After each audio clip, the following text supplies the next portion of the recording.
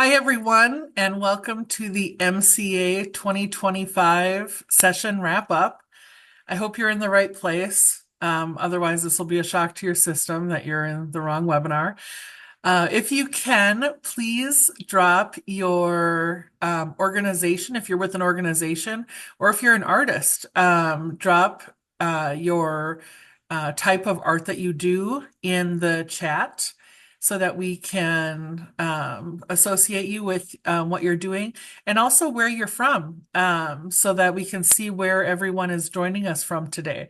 If you're an arts patron, an arts appreciator, drop where one of your favorite places is. You can also just do that anyway if you'd like, but it's always nice to connect everyone with one of their favorite places. Otherwise, if you're with another organization, that's always great too. So if you're with an arts organization or an arts supportive agency or organization, drop that as well. So I see we've got people coming from all over the place today. It's wonderful to be with you today. So much is happening. It's nice to be able to connect and see you on this platform. So even though it's virtual, it's nice to be together. Great to see you, Chantel, all the way from Red. Good to see you. And Emily with Red Wing Arts. Janet with Schubert Club. Good to see you today. And Betsy with Chatfield Center for the Arts. Thanks for joining us today. And Gretchen with Paramount. Good to see you.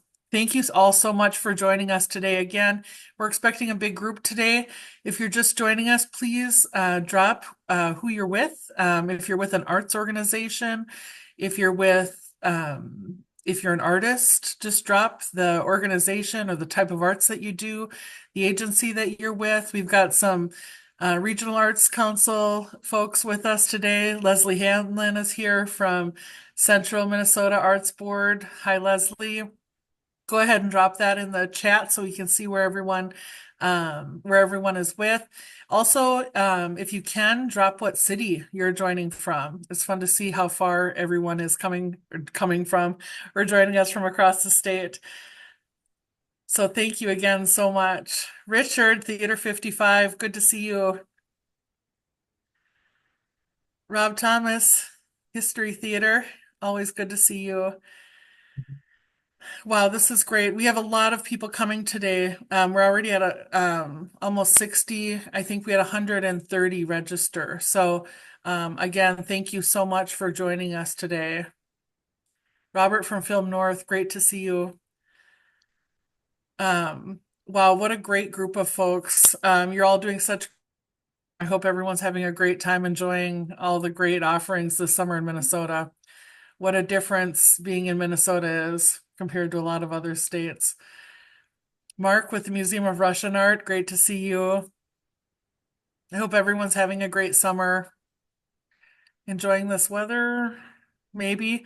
It's a good time to go take in a museum or a show, cool down a little bit.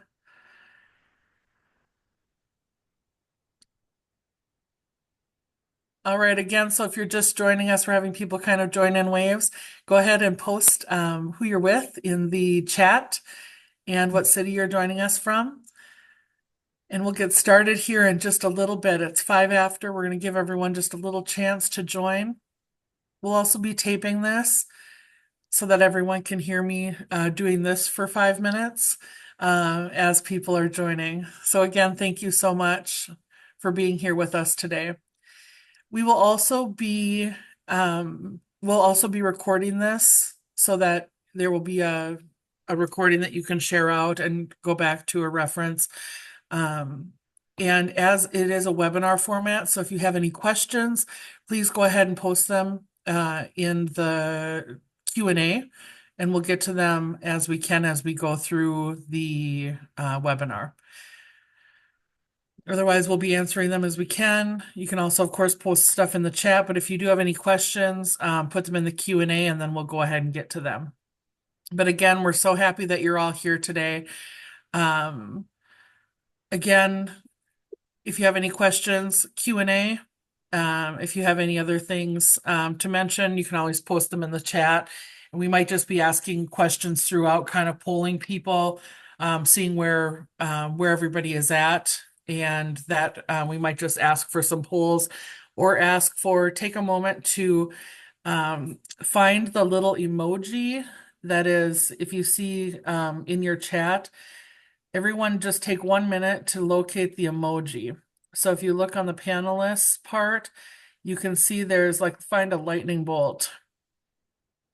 You can see a little lightning bolt in there. Everyone pop a lightning bolt out and put that up into the chat. So we might ask for answers in the form of lightning bolts or hearts or something. If everyone can see that, I can see some people know how to use those. Um, so everyone practice. There you go. Um, there's no emoji for you, Alana. If you go over, there's like a little smiley face. It'll allow you to do emojis. So at one point we might say, do send up this emoji if you've seen this change, or send up this if you think that you should see more of this. So there we go. There's some lightning bolts. Oh, if you're on a cell phone, maybe. So anyway, at some points, oh, thunder. Um, there is one. There's a different type of lightning bolt. So again, we might be asking questions throughout, and that's a really quick way of polling. So now that we have those important mechanics done, I want to take a moment to again thank everyone for being here. And I would like to take a minute, search for voltage is really funny.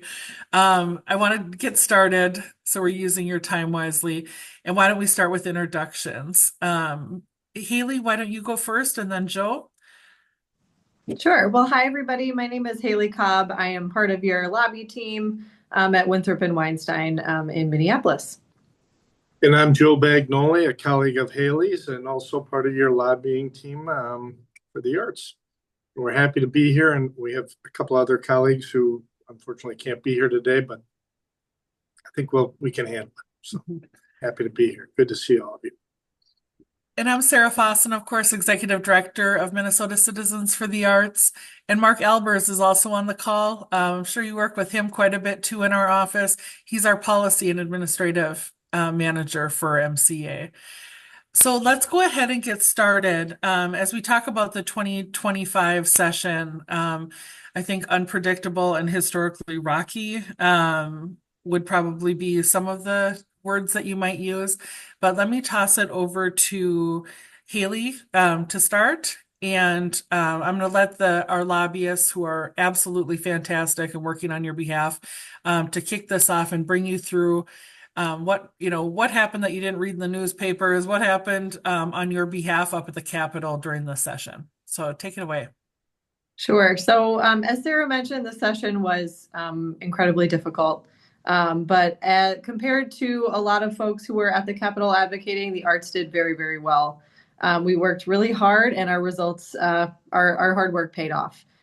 So something that we did this year, different from previous years, is Sarah here was actually able to devote a ton of her time to pre-meet with all of the members of the legacy committees in both the House and the Senate, DFL and GOP members of those committees, to make sure that we could really level set with those folks, to tell them about our data that we've collected about the arts, about economic impact, and make sure that when folks come for Arts Advocacy Day, when all of you and so many other folks come to the Capitol to share your stories with your elected representatives, that they have kind of a basis and that we know exactly how they're going to react. So that made a really big difference. We think folks were really glad to get to spend some time with Sarah and hear about some of the data and talk about what the arts really does in Minnesota in depth. And Sarah was, as I mentioned, really, really great at winning over, especially the Republicans and folks who really hadn't heard that much about the huge economic impact that the arts has on the state of Minnesota. Those numbers that we have in the economic impact report were shocking to a lot of people in a really good way. So that was a great early win for the arts that we were able to do early in session when folks are just sort of getting started, getting their bearings on what they wanted to do with their legislative session. We were able to get in with the arts first and stay top of mind for folks from the beginning through Arts Advocacy Day and all the way through the end. And then at Advocacy Day, as some of you probably know, because I'm sure so many of you were there, we gave legislators lists of all of the projects in their districts that were funded through support from the State Arts Board. And legislators actually held on to those lists. They talked about them with their colleagues. They brought them around with them. They kept them on their desk, and they sought to learn more about some of those arts organizations in their districts. So hopefully, folks are seeing the impact of that. I know we saw the impact of that at the Capitol as we stayed top of mind even after Advocacy Day was over. And then finally, Sarah was able to, again, spend way too much of her time at the Capitol with us, testifying at House and Senate committees, and worked really, really closely with us. So she was always a call away. If we said, Sarah, we need you to come right over here right away, she was able to do that, which really helped to have the expert there to tell all of your stories to the legislators directly by testifying in committee and in meetings.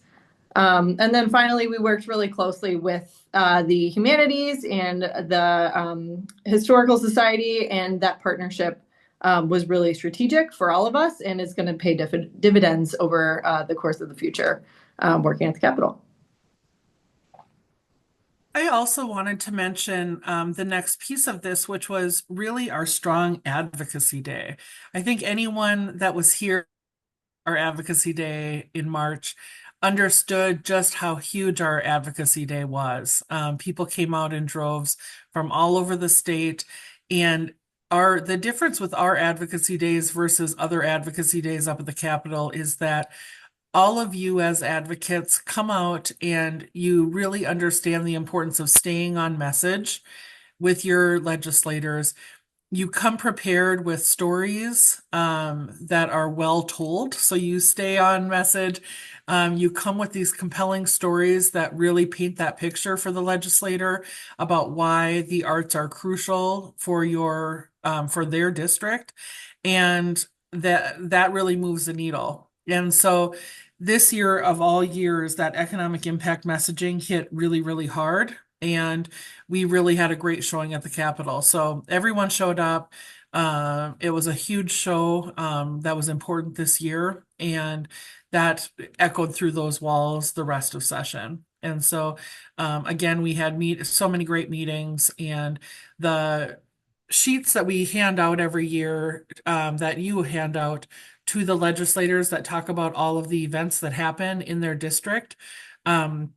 Were ones that we continued to see through all of their meetings. And so people would hold these up and they would bring them to their meetings and say, well, I've got this list of all these great things that are happening in my district.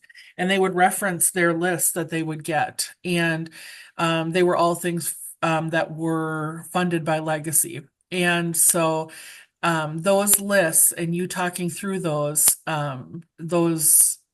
arts programming really made a big difference. And so again, we can't stress enough how important it is for you to come prepared and participate in the Arts Advocacy Day at the Capitol.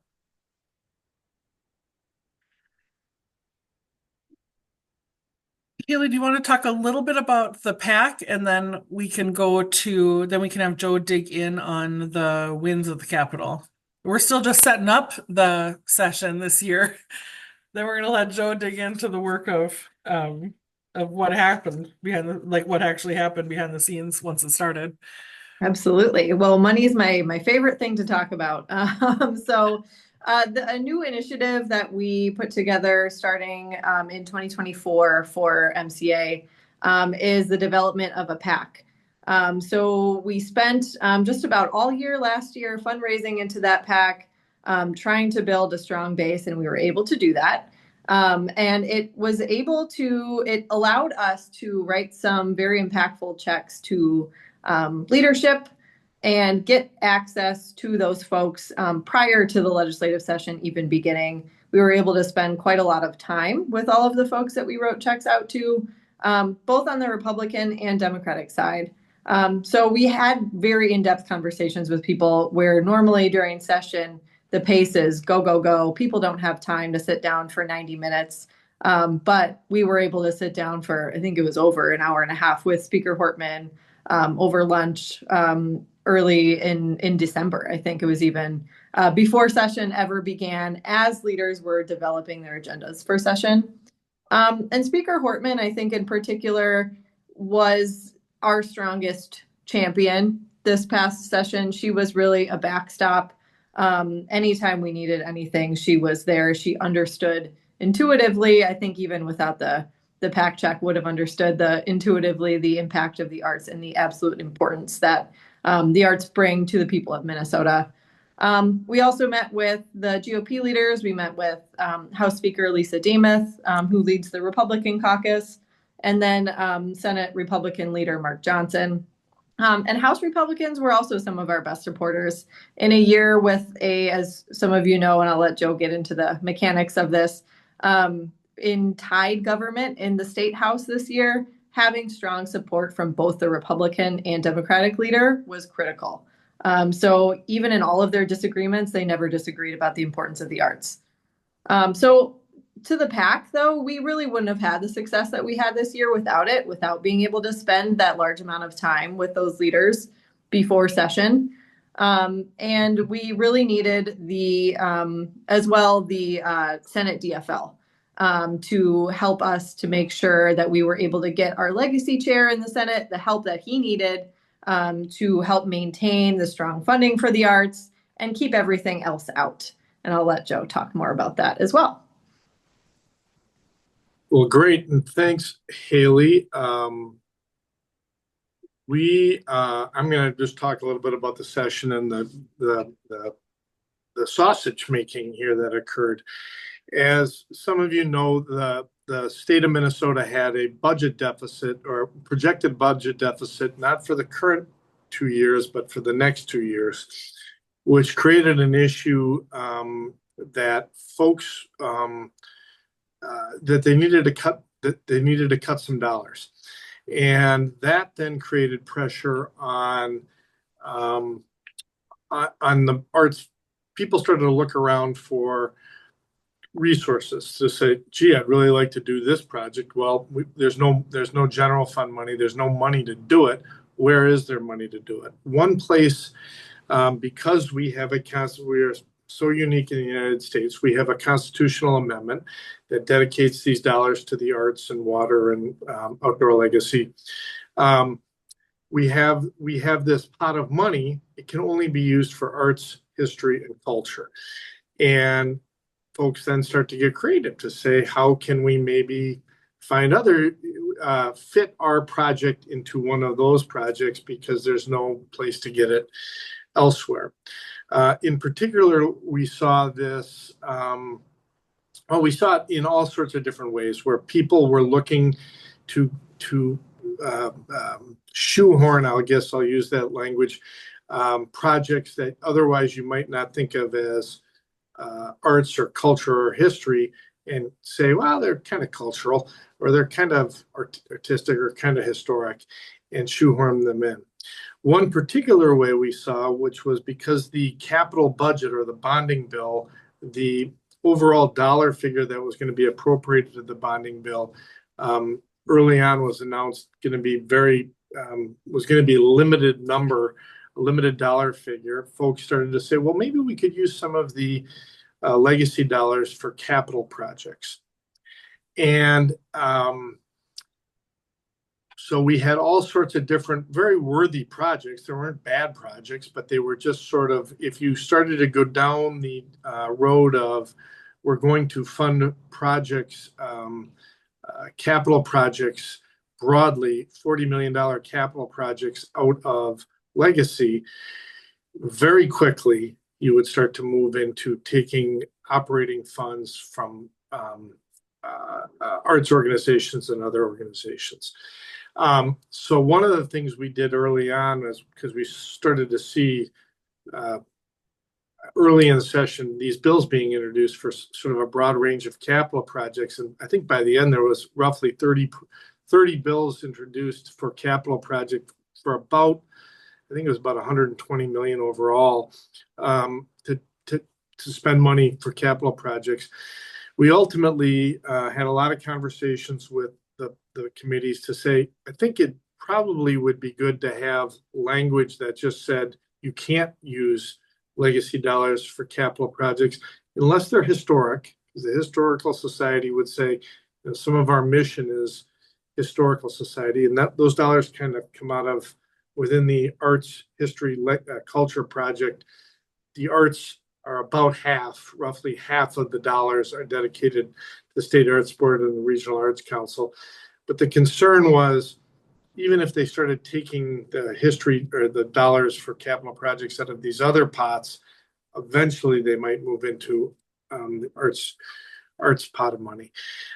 So language was included in the final bill that said the dollars cannot be used for capital projects, with the exception of history and with a couple of smaller suggestions, with the hope that that would in the future preclude legislators, or at least pause legislators from looking to this as a pot of money.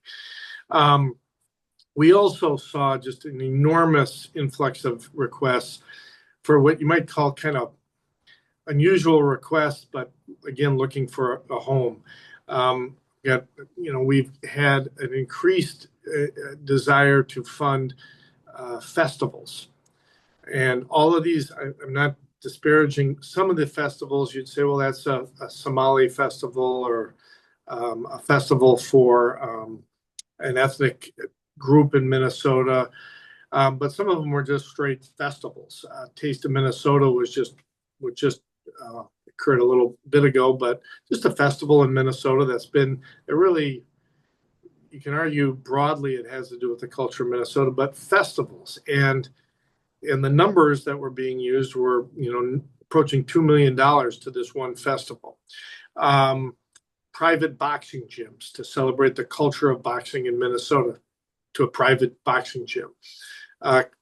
Clay pigeon shooting in Minnesota for high schoolers.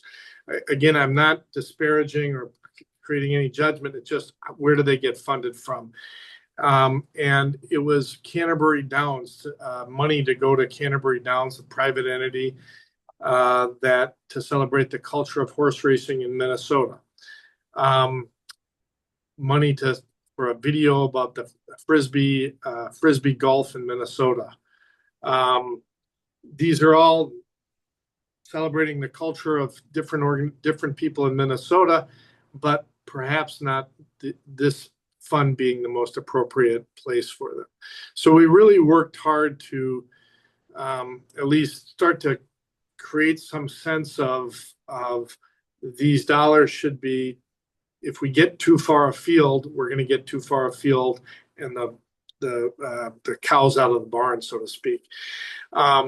So we tried to create some buckets that the Humanities Commission, none of this came out of the arts side of it, but we were concerned broadly that if this became a path that the legislature was starting to go down, that sooner or later the arts, broadly, the arts bucket of money would be looked at. And so I think we did a pretty good job, again, working with the Historical Society and the Humanities Center to create some buckets that would allow for funding that would allow the Humanities Center to provide some eyes on, to vet the organizations, which was also a concern that we were having organizations that no one had really ever heard of. Right? They may be very legitimate. They may not have been in existence for very long. They may not have been very big. An organization of 20,000, if they're getting $20,000 that's been in existence for 1 year, maybe shouldn't get 200,000, or should be looked at whether they have the ability to execute $200,000 grant.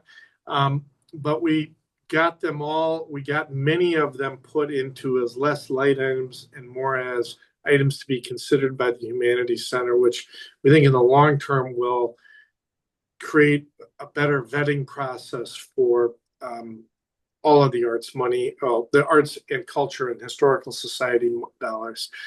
We also required everything to have a 990, which all of you folks, I'm guessing, do. Not every artist, but the organizations have 990s, so that we don't have organizations that are barely organizations, have never even registered as 990s, have never had.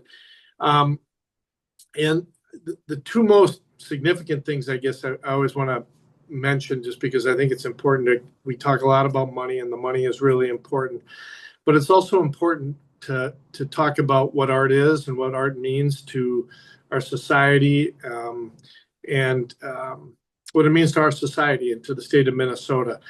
And part of that is defending against sort of any desire by legislators to limit or to describe either what art is or what art should be. There's been moves in the past to say no dollars can be appropriated to anyone that makes art that does this or has to do with that.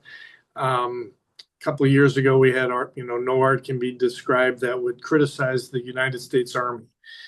And no art can be done that, depicts anything of violence. And then we got very quickly into conversations about, well, the crucifixions, which are depictions of violence, and other kinds of depictions of potential violence that have been throughout the ages, aren't those art? But it's a broader conversation about people who don't like that kind of art or like that kind of art better. And we have really worked hard, and a lot of what Sarah's job at the Capitol was to talk about that with legislators who may not consider art broadly all the time, and may have some strong points of view about that. And I think that one of our jobs, in addition to making sure that hopefully that we can fend off some things that don't make sense to be funded or maybe should be funded somewhere else, but that we defend the idea of art as a broad concept, and that we should really be careful about putting parameters on what is and what isn't art. So we were very successful in doing that. We've continue to be successful, but it continues to be something that, frankly, we need to talk about.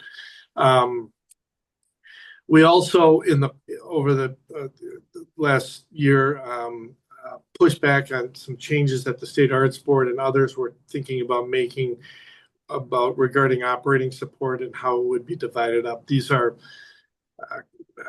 sort of real inside kind of conversations, but very important to make sure that operating support continues to exist.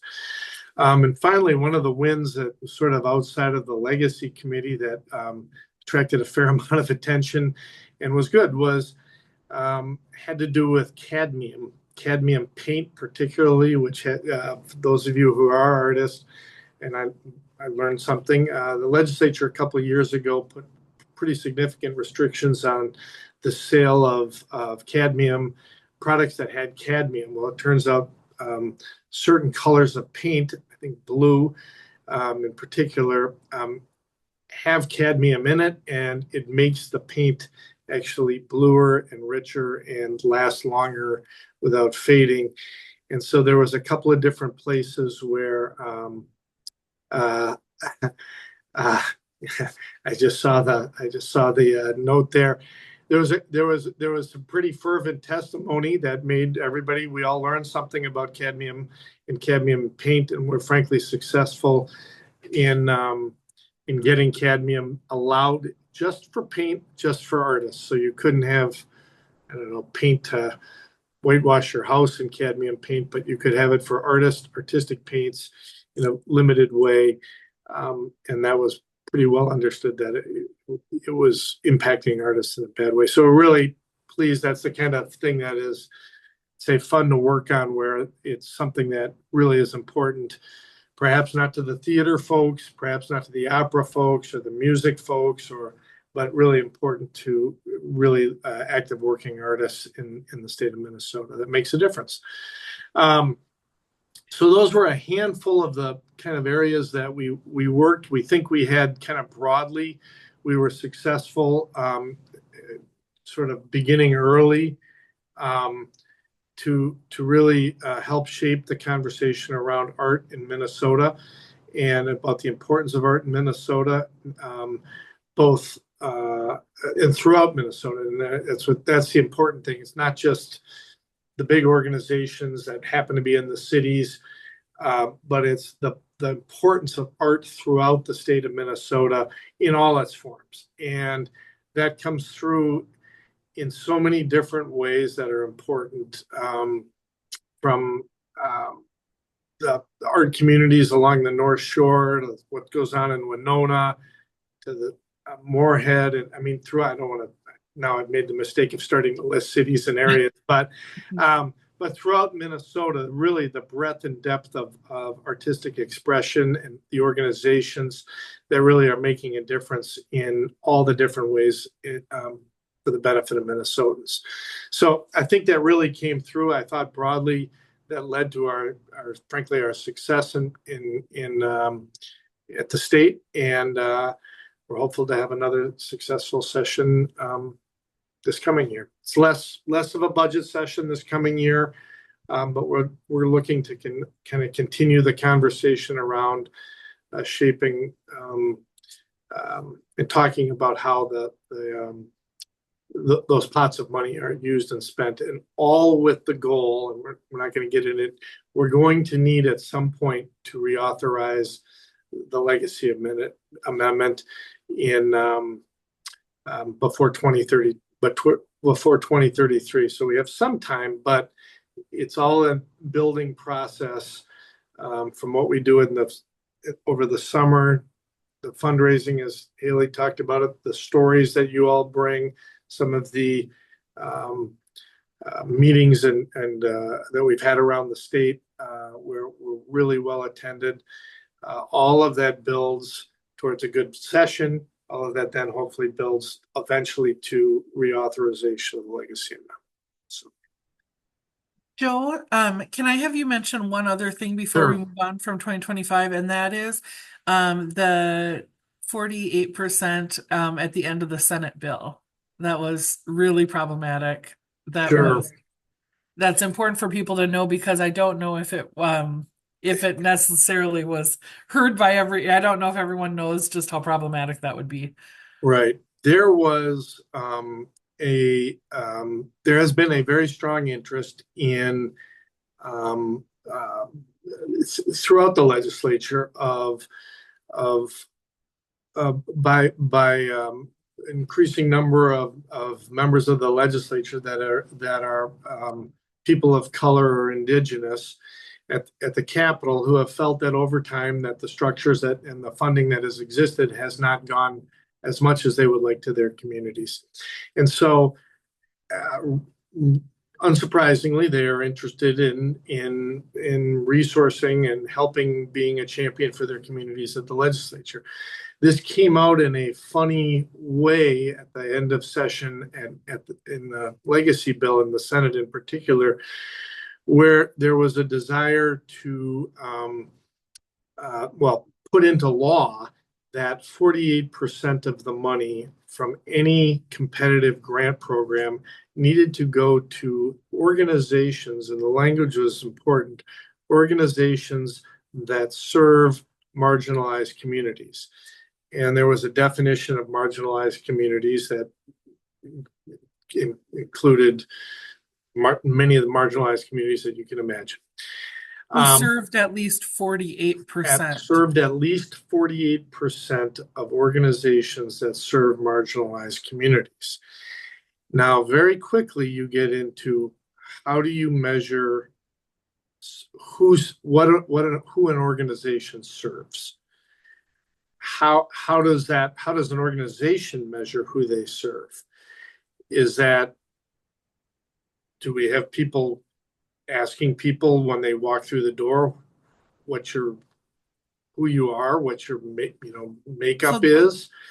Let me just jump in here too for a minute, Joe. So as we know from the arts, or like on the arts organization side, and from a marketing standpoint, of course, this is an incredibly expensive task.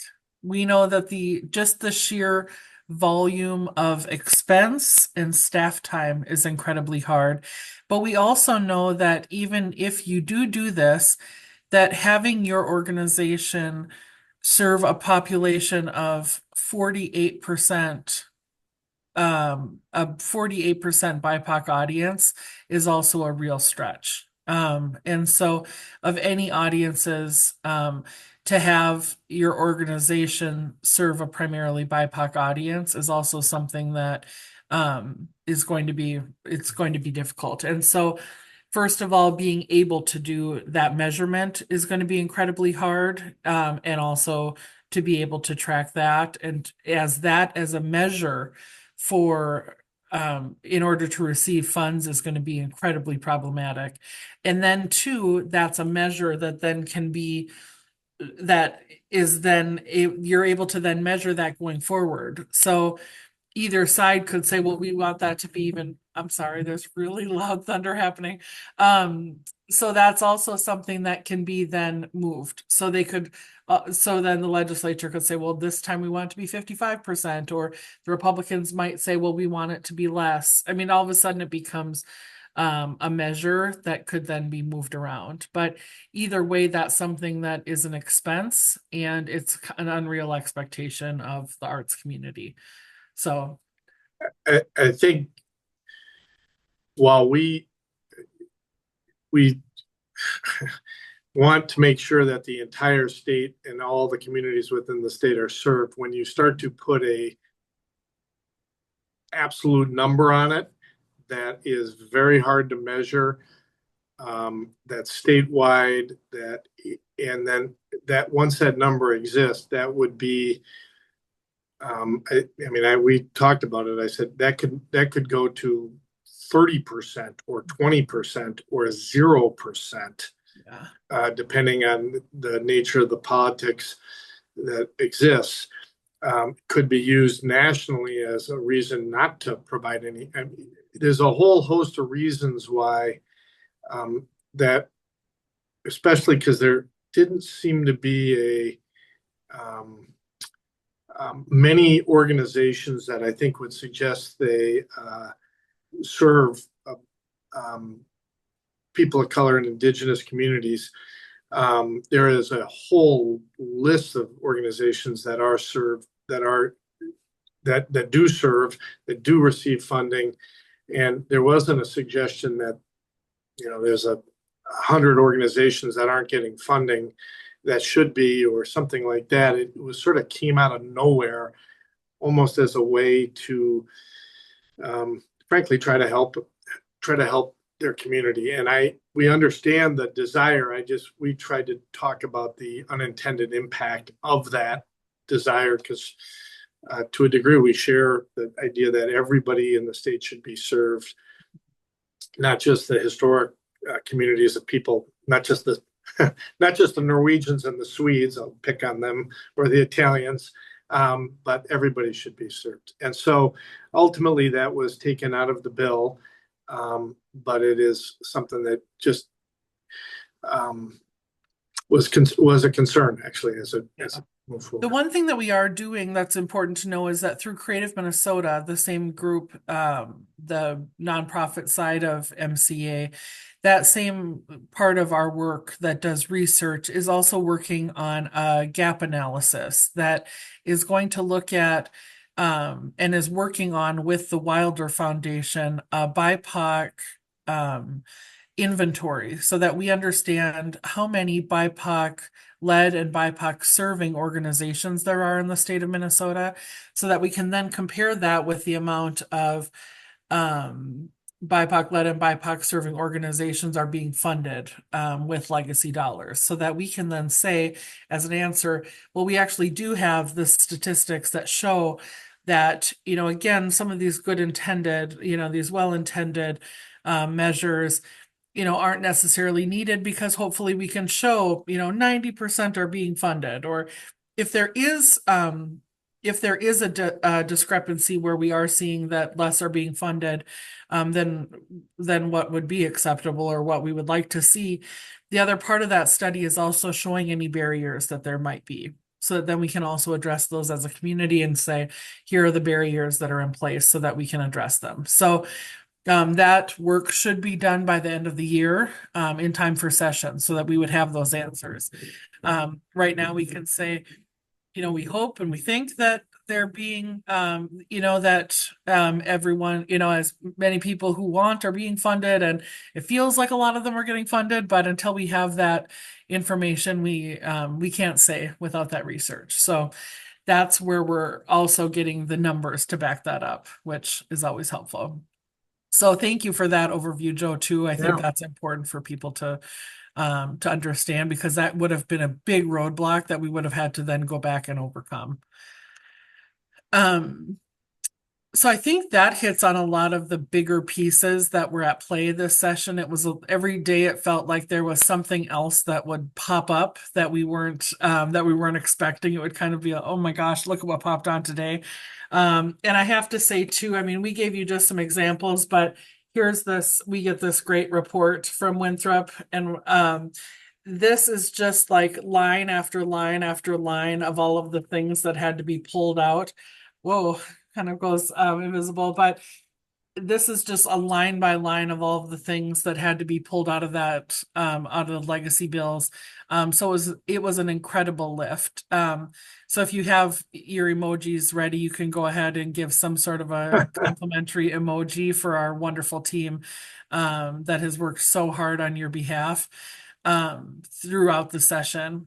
While I give another report of kind of where we're at going forward now. But give them lots of love because it's deserved. And when legislators see them walking through the halls, I mean, they know that I'm Art, but these Joe and Haley and the team are all like, oh, there's the arts, here comes the arts. And so they might have a lot of clients, but um, it's really it's really important. These were all new amendments that were being prevented from being added. Yeah, so these were all new things that were popping up that people were trying to throw on this year that they helped prevent. So major kudos to our incredible team. So I also just wanted to say that, again, we're working year round on your behalf. And so a lot of people have said, well, now that session is done, you're just kind of finished, until the next session. And I mean, I won't lie, I kind of wish it was that way. We always kind of joke and say, wow, well, session is done. I feel like we can breathe a little bit. And no, I mean, yes, we're still breathing, but it's hardly a break. It's just a little bit less, things flying out of nowhere. But year round, we're working on your behalf, the entire team, including our lobbyists. Right now, we're working on another statewide tour this fall, and that's where we meet with legislators in their districts. So we're traveling around the state again. We're meeting at arts venues. We're gathering in communities to talk about the benefits of arts and their economic impact. And it's also where we talk about the local economic impact studies in their regions. So soon the entire economic impact study will be up on our website, and we're going to be rolling those out as well as the regional economic impact studies as we go around the state. So this is a great way for us to connect with those legislators and with leaders and communities at the arts venues, and to meet with a lot of you when we're on the road. There's a lot of faces on here that we met as we traveled around the state. But those continue to pay dividends when we're up at the Capitol because we've been there, we've seen everyone. It's been really powerful. And so we're already working with the regional arts councils on where we're headed. We've got some nice picks. The only hard part is that you're all doing such great stuff around the state that there's always more that we wish we could do. And then when we're on the road, we're making lists of all the places we want to go back. And so there's just not enough time in the fall and in the day to get to everywhere. So we're making lists and excited to hit the road again. I would also say that, much like Joe mentioned, we are working behind the scenes on legacy. And so many people are saying, well, it's coming up so soon and it's right around the corner. And we fully understand that. And there is a lot of work that has been happening and is happening behind the scenes on legacy renewal. We continue to work with our partners on the environmental side. And even though it isn't up for 8 years, and that seems like it's very close. It also seems like it's far away. It kind of depends on the day. But a lot of that core work is underway.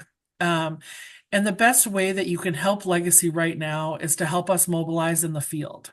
So what we need right now, as we're raising money, we really need people, as many people as possible, to be in the fold.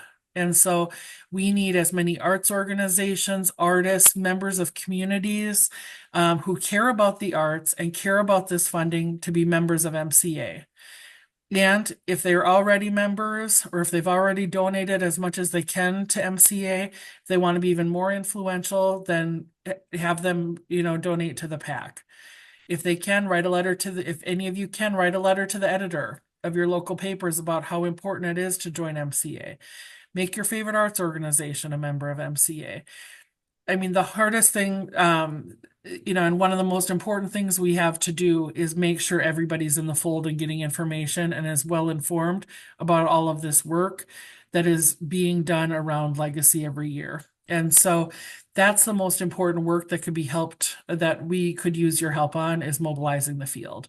And so over these next couple of years, that's one of the things that we could use your help the most on.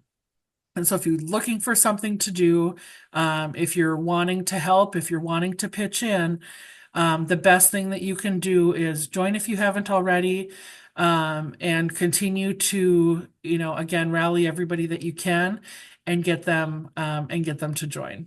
And so I have to say that again, as we're looking around, especially